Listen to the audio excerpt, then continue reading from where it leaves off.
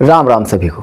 अगर आप किसी ज्योतिष विद्वान अथवा किसी ज्योतिष जिज्ञासु से पूछेंगे कि जन्म कुंडली के 12 भावों में सबसे ज्यादा रहस्यमय भाव कौन सा है, तो सभी एक मत में कहेंगे कि जन्म कुंडली का अष्टम भाव रहस्यों का भाव है। इसे जमीन का गर्भ कहा गया है। इस संसार में जो भी कुछ छुपा हुआ है वह जन्म कुंडली के अष्टम भाव के कंट्रोल में आता है। इसे गुप्त ज्ञान, गुप्त साधनाओं का भाव कहा गया है। इसे मृत्यु का भाव कहा गया है। इसे पताल का भाव कहा गया है, अंधकार का भाव कहा गया है। साथ ही साथ अगर आप पूछेंगे कि जन्म कुंडली के सबसे अशुभ भाव कौन से हैं, तब सभी विद्वान कहेंगे कि जन्म कुंडली के 6, 8, 12 यह सबसे अशुभ स्थान है और इनमें भी जन्म कुंडली का अष्टम भाव सबसे ज्यादा भयानक पीड़ा, दुख और दर्द देने वाला भाव है। इसके बाद अगर आप पूछेंगे कि जन्म कुंडली के सबसे शुभ भाव कौन से हैं, तो सभी एक मत में कहेंगे कि जन्म कुंडली के 1, 5, 9, 10 ये जन्म कुंडली के सबसे शुभ भाव है। इन भावों में अगर कोई भी ग्रह बैठता है, इन भावों का जब भी एक्टिवेशन होता है तो व्यक्ति को सबसे ज्यादा सुख की प्राप्ति होती है। किंतु यहां मेरा मत अन्य विद्वानों से भिन्न है। मेरा मानना है कि जन्म कुंडली का अष्टम भाव सबसे ज्यादा महत्वपूर्ण भाव है। यह एक ऐसा भाव है जो कि किसी व्यक्ति की कुंडली को सबसे ज्यादा पावर प्रदान करता है, सबसे ज्यादा स्ट्रेंथ प्रदान करता है। अगर किसी जन्म कुंडली में अष्टम भाव एक्टिव ना हो, अष्टमेश अगर बलशाली ना हो, तो ऐसा व्यक्ति अपने जीवन में बड़ी सफलता प्राप्त कर ही नहीं सकता।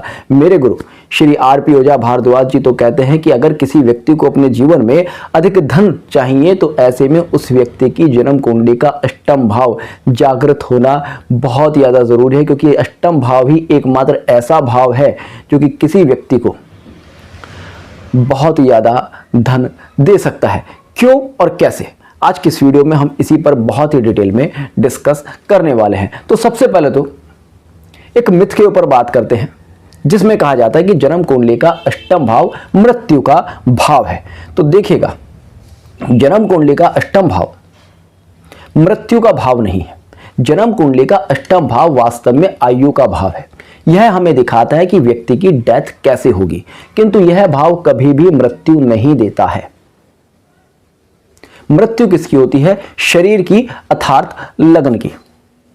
ठीक है, मृत्यु के बाद शरीर का क्या होता है? शरीर को किसी शमशान में या कब्रिस्तान में ले जाकर उसका अंतिम संस्कार कर दिया जाता है। तो जन्म कुंडली का अष्टम भाव शमशान का या कब्रिस्तान का भाव कहा जाता है, जहां पर इस शरीर की यात्रा समाप्त होती है। अष्टम भाव ये बता देता है कि इस व्यक्ति की डेथ का रीजन क्या रहा होगा, एक्सीडेंट रहा होगा, मर्डर रहा होगा, कोई लंबी बीमारी रही होगी, या अचानक से इस व्यक्ति को कोई हार्ट अटैक वगैरह आया होगा, उससे इसकी डेथ हो गई। किंतु अष्टम भाव कभी मृत्यु नहीं देता। मृत्यु के भाव जन्म कुंडली में कौन से हैं? तो देखिएगा, ज्योतिष में मारक भाव कहे गए हैं जन्म कुंडली के द्वितीय और सप्तम भाव, द्वादश भाव, बाधक भाव। तो जब तक जन्म कुंडली के अष्टम भाव का मारक और बाधक से संबंध नहीं बनता, चाहे वो गोचर में बने, चाहे वो दशा अंतरदशा में बने, तब तक किसी व्यक्ति की मृत्यु नहीं होती। बहुत सारे लोगों के मन में एक डर रहता है कि जन्म कुंडली के अष्टम भाव के स्वामी की जब भी दशा आएगी तब व्यक्ति की लाइफ में बहुत ज्यादा हार्डशिप आएगी। किंतु आप देखना, किसी व्यक्ति की जन्म कुंडली के अष्टम भाव का स्वामी अगर बली है तो किसी व्यक्ति को जीवन में सबसे ज्यादा सक्सेस ही उसके अष्टम भाव के स्वामी की दशा अंतरदशा में मिलेगी।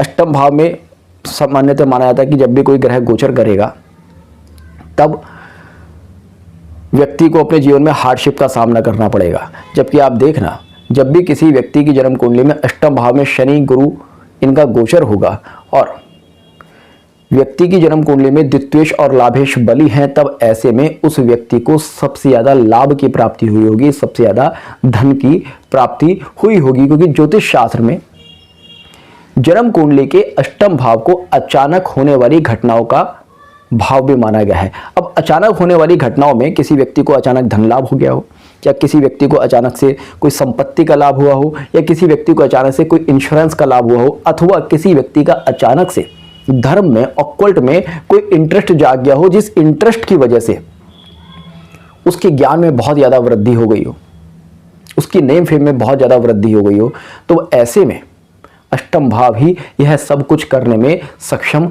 होता है। अब इसको गुप्त रहस्यों का भाव माना गया है, नो डाउट। जब तक जन्म कुंडली का अष्टम भाव जागृत नहीं होगा तब तक किसी व्यक्ति को गुप्त रहस्यों के प्रति रुचि नहीं होगी, गुप्त रहस्यों के प्रति रुचि नहीं होगी, गुप्त धन के प्रति रुचि नहीं होगी और बहुत ज़्यादा एनालिसिस करने के प्रति भी रुचि नहीं होगी, क्योंकि अष्टम भाव रिसर्च का भाव है। आप देखेंगे जिन भी लोगों को शेयर मार्केट में बहुत ज़्यादा सफलता मिलती है, या फिर जिन लोगों की अचानक से कोई लॉटरी लग जाती है, या जो लोग अपनी रिसर्च में अचानक से बहुत ज़्यादा सफलता प्राप्त कर लेते हैं, उनकी जन्म कुंडली में भी अष्टम भाव बहुत ज़्यादा बली होगा, बहुत ज़्यादा प्रभावशाली होगा। बली और प्रभावशाली से मतलब क्या, इसको भी मैं बता देता हूँ। अष्टम भाव में कोई ग्रह बैठता है, नॉर्मली माना जाता है कि किसी भाव में अगर कोई ग्रह बैठा है तो उस भाव का एक्टिवेशन हो ही रहा है। ठीक है, मान लीजिए अष्टम भाव में कोई ग्रह बैठ गया तो हम मानकर चलेंगे कि अष्टम भाव यहाँ पर जागृत है, अष्टम भाव यहाँ पर बली है। उसके बाद मान लीजिएगा अष्टमेश अपनी उच्च राशि में बैठ गया, अष्टमेश मित्र राशि में बैठ गया, या अष्टमेश स्वयं से अष्टम भाव में बैठ गया, तब ऐसे में अष्टम भाव को बली माना जाएगा। अष्टम भाव के बली के बारे में अगर आप देखेंगे तो विपरीत राजयोग भी अष्टम भाव के द्वारा ही बनता है। अष्टम भाव में 6, 8, 12 का स्वामी बैठ जाए, अष्टमेश खुद से बैठ जाए, या 6th हाउस का लॉर्ड 8th हाउस में बैठ जाए, 12th लॉर्ड खुद से 8th हाउस में बैठ जाए, तब ऐसे में यहाँ पर विपरीत राजयोग बनता है। और विपरीत राजयोग के फल भी आपने देखे होंगे कि जिस भी व्यक्ति की कुंडली में विपरीत राजयोग बनता है उस व्यक्ति को अपने जीवन में बड़ी सफलता प्राप्त होती है। पीछे मैंने देश के पूर्व प्रधानमंत्री श्री मनमोहन सिंह जी की जन्म कुंडली का विश्लेषण किया था। उसमें आपने देखा कि जन्म कुंडली के अष्टम भाव में 3 ग्रह थे। उन 3 ग्रहों ने उनको अचानक से देश का प्रधानमंत्री बना दिया। ये वास्तविकता है कि मनमोहन सिंह जी ने भी शायद कभी खुद नहीं सोचा होगा, उन्होंने कल्पना भी नहीं की होगी कि मैं एक दिन देश का प्रधानमंत्री बन सकता हूं। किंतु अष्टम भाव में 3 ग्रह बैठे, उन्होंने अचानक ऐसी परिस्थिति उत्पन्न की कि वो देश के प्रधानमंत्री बन गए और 10 वर्ष तक देश के प्रधानमंत्री रहे। तो अष्टम भाव की ये शक्ति होती है कि वो आपके जीवन में अचानक कुछ ऐसा करता है जो कि रातों रात आपके जीवन को परिवर्तित कर देता है। अब सामान्यतः ज्योतिष विद्वान करते क्या है कि अष्टम भाव के जो नकारात्मक गुण हैं केवल उनको उठा लेते हैं और डर का एक व्यापार चलाते हैं। आपने मेरे चैनल पर देखा होगा कि मैं कभी भी नेगेटिव एस्ट्रोलॉजी नहीं करता। मैं कोशिश करता हूं कि ज्योतिष में किसी भी भाव के जो पॉजिटिव एट्रीब्यूट्स हैं, पॉजिटिव क्वालिटीज हैं, उन पर बात की जाए और किसी भाव के अंदर जो पॉजिटिव क्वालिटी है उसके बारे में सामने वाले को समझाया जाए कि आपको ये भाव ये पॉजिटिव चीज़ें देने में सक्षम है और आप इस पर फोकस कीजिएगा ताकि आपकी लाइफ में कुछ अच्छा हो सके। अब दुखी तो सभी हैं, दुख पर बात करके होना क्या है। अगर मैं मान लीजिएगा कहता हूं कि अष्टम भाव में आपके एक ग्रह बैठा है, इस वजह से आपको एक गंभीर बीमारी हो सकती है, तो बीमारी तो फिर भी होनी है ना। बात तो या तो यह है कि मैं उसको समाधान बताऊं कि आपके अष्टम भाव में ये ग्रह बैठा है, इस वजह से आपको ये बीमारी हो सकती है, इस वजह से आपको इस प्रकार का कष्ट हो सकता है या ये आपकी मृत्यु का कारण हो सकता है। तो आप इसकी तरफ ध्यान दीजिएगा ताकि आप अपने कष्ट को कम कर सकें। या तो एक फायदा ये है, और दूसरा ये है कि मैं उस व्यक्ति को बताऊं कि अष्टम भाव में बैठने वाला ये ग्रह या अष्टम भाव के साथ बनने वाला ये संबंध आपको जीवन में इतनी बड़ी सफलता इस समय में दे सकता है और आप उसके लिए तैयारी कीजिएगा। अगर मान लीजिएगा मैं देखता हूं किसी व्यक्ति की कुंडली में अष्टम भाव उसको शेयर मार्केट में बहुत बड़ी सफलता देने में सक्षम है, रिसर्च में बहुत बड़ी सफलता देने में सक्षम है, तो मेरी ड्यूटी बनती है कि जब कोई व्यक्ति मुझसे कंसल्टेंसी लेने आए तो मैं उसको वहां पर ये बताऊं कि आप इस फील्ड की तरफ फोकस कीजिएगा। आपकी कुंडली का अष्टम भाव आपको यहां पर आपके जीवन में बहुत बड़ी तरक्की देने में सक्षम है। और आप देखेंगे जिनका अष्टम भाव जागृत होता है ना, वो अगर अष्टम भाव से रिलेटेड किसी काम में इन्वॉल्व हो जाए तो उनको बहुत बड़ी सफलता मिलती ही मिलती है। अष्टम भाव में कोई ग्रह बैठा है, व्यक्ति के जीवन में कितने भी कष्ट आ रहे हो, उस व्यक्ति से आप कह दीजिएगा कि आप एस्ट्रोलॉजी सीखना शुरू कर दीजिएगा, एस्ट्रोलॉजी पढ़ना शुरू कर दीजिएगा।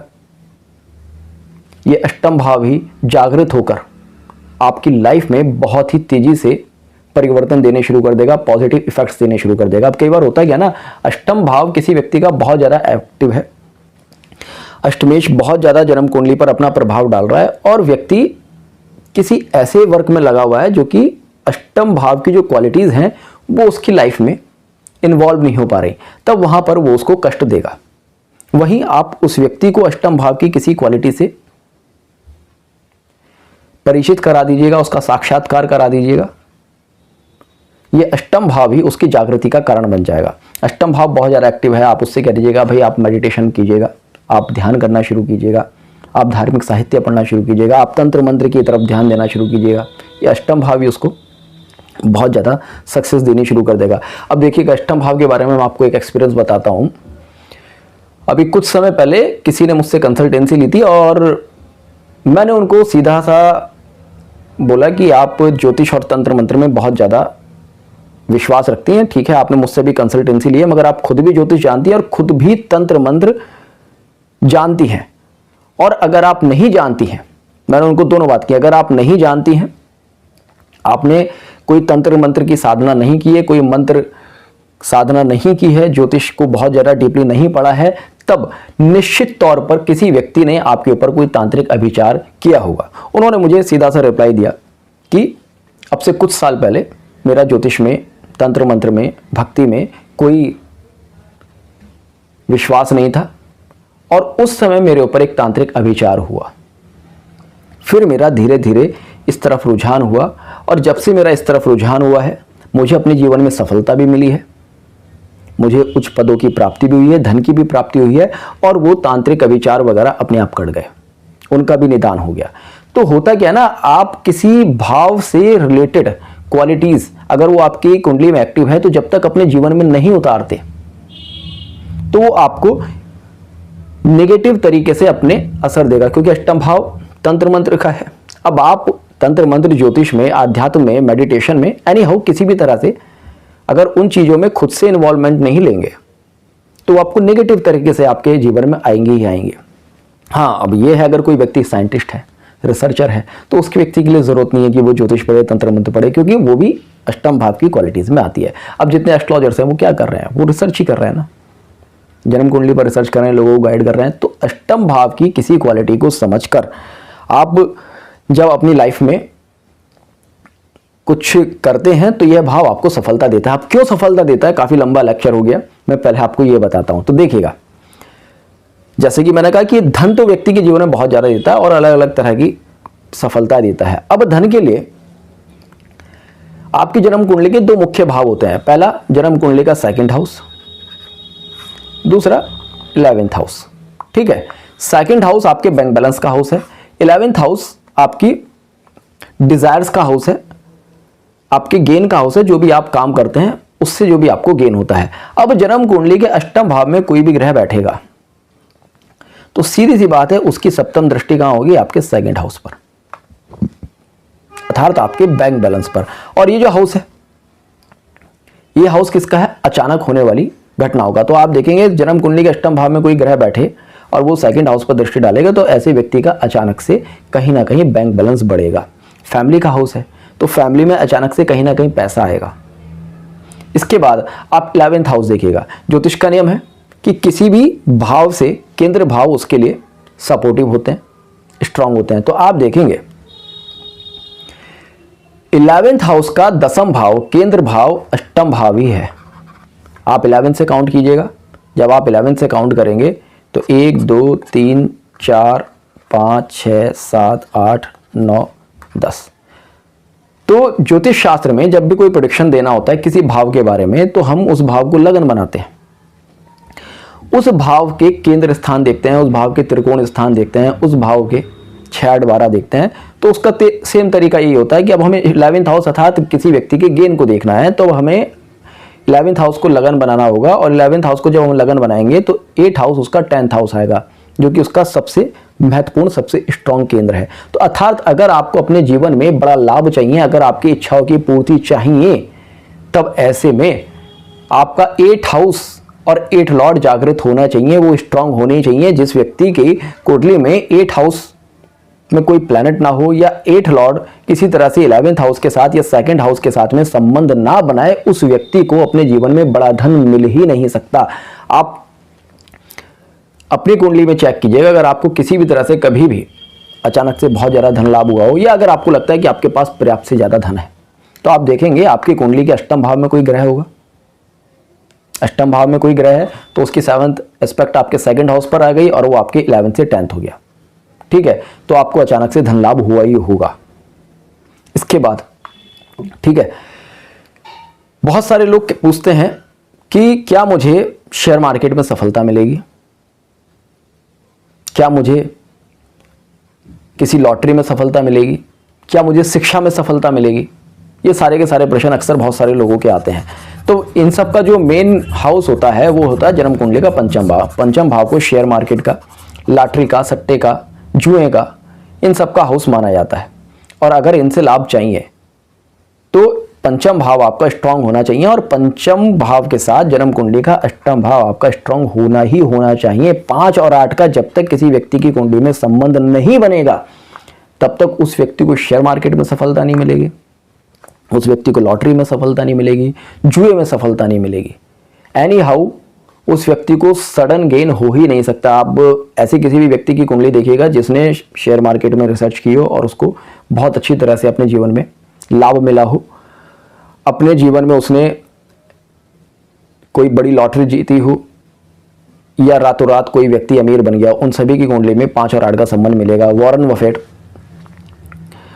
एक बड़ा नाम है जो शेयर मार्केट में कहा जाता है, जो कहा जाता है कि जहाँ भी इन्वेस्ट करते हैं उनको लाभ होता है। आप उनकी भी अगर कुंडली में देखेंगे ना, अष्टम और पंचम भाव का संबंध अष्टम भाव में ही बनता है। अब ऐसा होता क्यों है, देखिए मैंने आपको बताया कि 2 और 11 ये आपके पैसे के लिए बहुत ज़रूरी है, ठीक है। अष्टम भाव मैंने आपको बता दिया कि आपको सडन गेन देगा। अब पंचम भाव क्या है, पंचम भाव किसका भाव है, लॉटरी, शेयर, जुए का, ठीक है। तो 5 का संबंध जब 8 से बनेगा तो वो आपको सफलता ही देगा। किस तरह से, अब जैसे 11th हाउस के लिए मैंने आपको बताया था कि 11th का जो केंद्र है वो 8th हाउस है, 10th है, ठीक है। पंचम भाव का भी अगर आप केंद्र देखेंगे तो पंचम का चतुर्थ भाव किसका होता है, 4th हाउस कहलाता है सुख का स्थान, कंफर्ट का स्थान, व्हीकल का स्थान, मानसिक शांति का स्थान। तो जब तक पंचम भाव का संबंध अष्टम भाव से नहीं बनेगा, पंचम भाव के लिए अष्टम भाव जब तक स्ट्रांग नहीं होगा तब तक व्यक्ति को सडन गेन होगा ही नहीं, ठीक है। तो 5 और 8 का संबंध बनेगा, या इसलिए कहते हैं ना पंचम भाव की स्ट्रेंथ ही अष्टम भाव के थ्रू आती है। अब आप देखिए 5 का केंद्र ही हो गया, 5 का केंद्र 11 हो गया और 5 का केंद्र 2 हो गया। ज्योतिष शास्त्र में कहा गया ना, ये केंद्र स्थान किसी भी जन्म कुंडली के मेन पिलर होते हैं।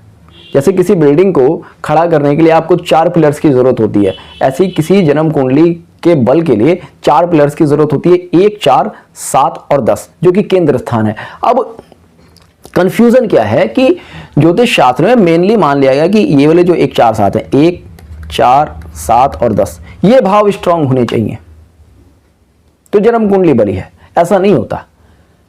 ज्योतिष होती है कि किसी व्यक्ति का प्रश्न क्या है, किसी व्यक्ति को किस वे में सक्सेस मिल रही है। अगर मान लीजिएगा धन के मामले में देखना है तो आप उठाकर देख लीजिएगा, अष्टम भाव स्ट्रांग होना चाहिए। अष्टम भाव, केवल एक अष्टम भाव स्ट्रांग हो गया तो व्यक्ति को 2 का, 10, 11 का और 5 का, इन चारों का फल मिल जाएगा।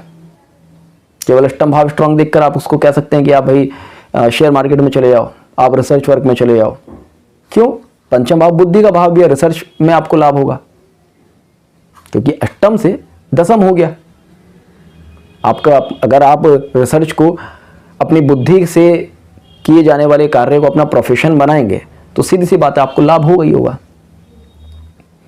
तो इसलिए मैं कहता हूं कि अष्टम भाव जन्म कुंडली का सबसे ज्यादा महत्वपूर्ण भाव है। इसको कभी भी एक दुख और पीड़ा का भाव मानकर ना चले। अगर दुख और पीड़ा की भाव करें ना तो जन्म कुंडली का 9वां भाव भी ना दुख और पीड़ा देने में सक्षम होता है। अब आप कहेंगे कि भाई जन्म कुंडली का 9वां भाव तो भाग्य का भाव है, ये किस तरह से किसी व्यक्ति को दुख और पीड़ा दे सकता है। देखिएगा, जिन लोगों की कुंडली में आप देखेंगे 1, 5, 9 भाव बहुत ज्यादा स्ट्रांग होंगे, वो लोग अपने जीवन में कुछ नहीं कर पाएंगे। 1, 5, 9 इन तीनों में ग्रह हो, इनके स्वामी बहुत ज्यादा स्ट्रांग हो। शर्त यह है कि जन्म कुंडली का 2, 6, 8, 11 और 3 ये भाव स्ट्रांग ना हो, इनमें कोई ग्रह ना हो, केवल 1, 5, 9 में ग्रह बैठ जाए या इनके स्वामी बहुत ज्यादा बली हो जाए। क्यों? इसका रीजन भी मैं आपको देता हूं। देखिए 1, 5 और 9 जो भाव है ना, ये व्यक्ति को कंफर्ट देते हैं। 1 भाव मैं, 5 भाव मेरी संतान, 9 भाव मेरे पिता या मेरे पूर्वज, अर्थात मुझे उनसे जो मिला वो दिखाते हैं 1, 5 और 9 भाव। जिनके 1, 5 और 9 बहुत ज़्यादा एक्टिव होते हैं, बली होते हैं, उनको विरासत में तो बहुत कुछ मिलता है, किंतु वो अपने जीवन में कुछ नहीं कर पाते। कुछ क्यों नहीं कर पाते?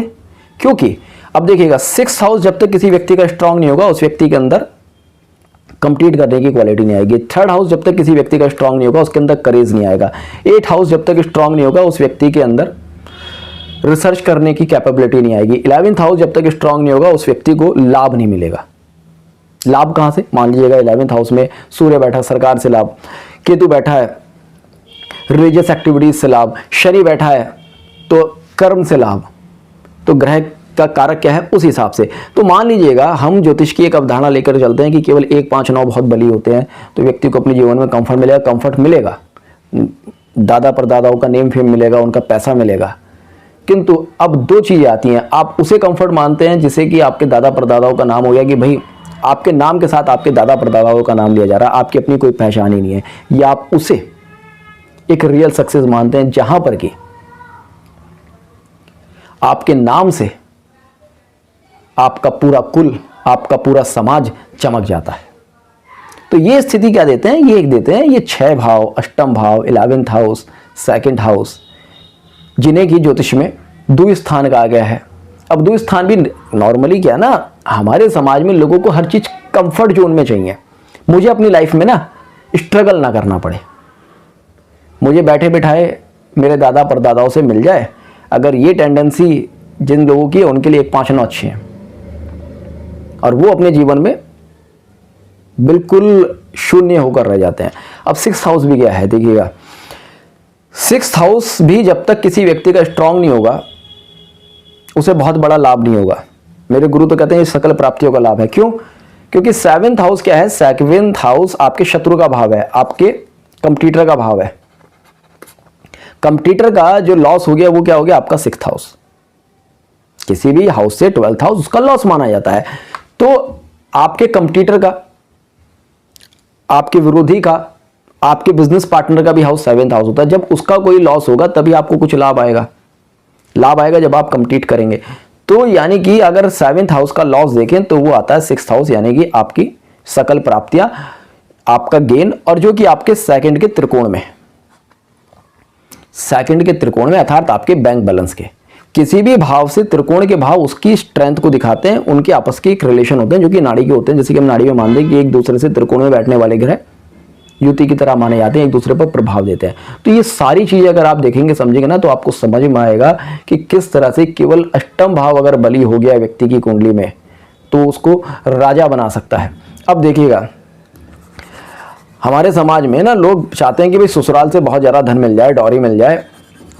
अभी तो खैर कम हो गया है, अभी तो आज के समय में लड़कियां मिलना बड़ा भारी काम हो गया है, ठीक है, तो दहेज तो कहां से मिलेगा। फिर भी आप उन लोगों की कुंडली देखना जिन लोगों को ससुराल से धन की प्राप्ति हुई होगी, उनकी कुंडली में भी अष्टम भाव बली होगा। क्योंकि अब 7th हाउस क्या है? 7th हाउस आपके जीवन साथी का भाव है,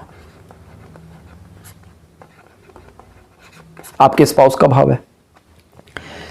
जीवन साथी का धन भाव कौन सा हो गया? 8th house. अगर 8th हाउस बली है तो आपको आपके जीवन साथी से लाभ मिल जाएगा। मान लीजिएगा किसी व्यक्ति के 8th हाउस में शुक्र बैठ गया, आप देखना ऐसे व्यक्ति को अपने जीवन साथी से अच्छा खासा पैसा मिलेगा।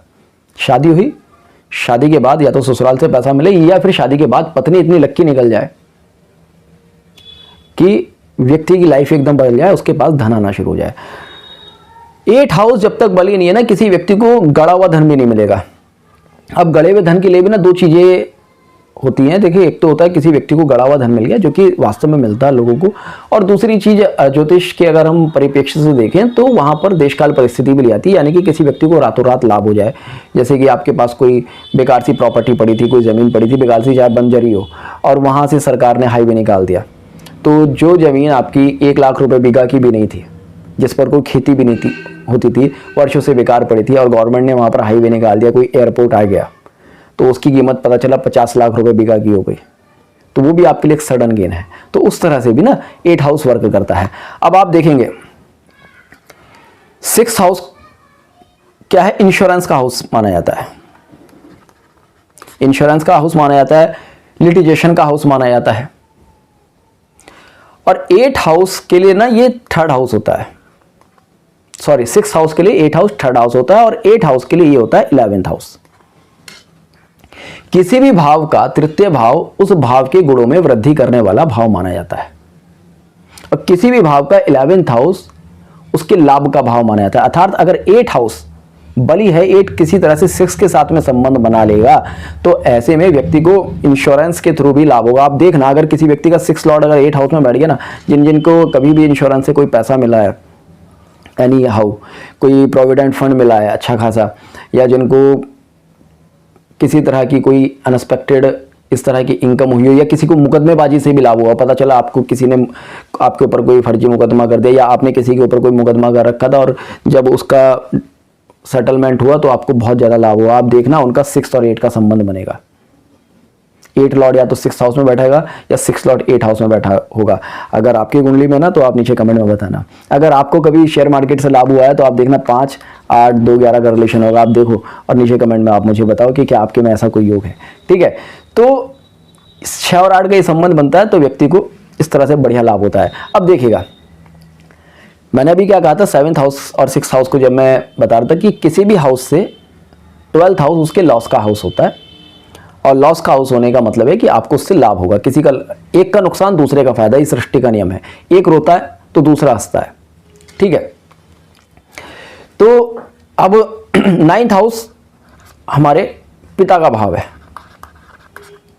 12th हाउस पिता का लॉस,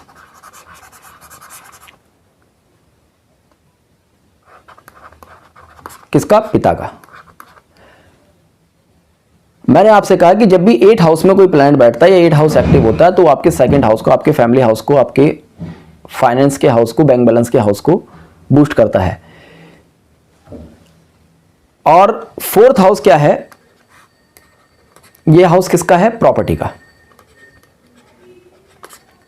अब जब आप 9वें भाव से 4th हाउस देखते हैं तो 9वें भाव से 4th हाउस 8 होता है, अर्थात पिता के जीवन की समाप्ति।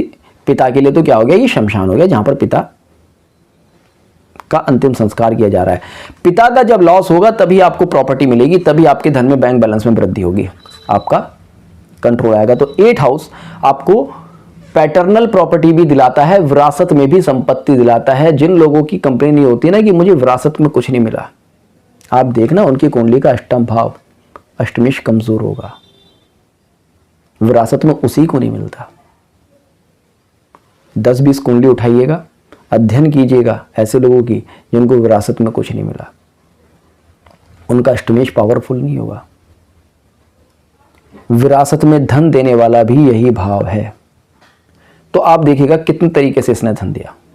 इसने धन दिया आपको बैंक बैलेंस, फैमिली से, प्रॉपर्टी से दिया, इसने आपको शेयर मार्केट आदि से दिया, इसने आपको लिटिगेशन से दिया, इसने आपको अपने जीवन साथी से दिया, इसने आपको रिसर्च से दिया, पैटर्नल प्रॉपर्टी दी, इसने आपको आपके डिजायर से दिया, आपके लाभ को बढ़ाया। अब आप आ जाइएगा 10th हाउस, जो कि आपके कर्म का भाव है। अगर आप 10th हाउस को लगन बनाते हैं तो 10th हाउस का यानी कि कर्म से लाभ का भाव। अब कोई व्यक्ति पूछेगा भाई मुझे अपने प्रोफेशन में किस प्रकार का लाभ होगा, नहीं होगा, मेरा प्रोफेशन कितना अच्छा होगा, नहीं होगा, तो सीधी सी बात है कि हमें 10th हाउस का विश्लेषण करना होगा ना। ज्योतिष शास्त्र में 10th हाउस को कर्म का भाव माना गया है। अगर कोई व्यक्ति पूछेगा मुझे अपने जीवन में कितना स्टेटस प्राप्त होगा, कितना मान सम्मान प्राप्त होगा, तो उसके लिए भी किस भाव को देखना होगा? जन्म कुंडली के 10th हाउस को, क्योंकि स्टेटस का भाव है।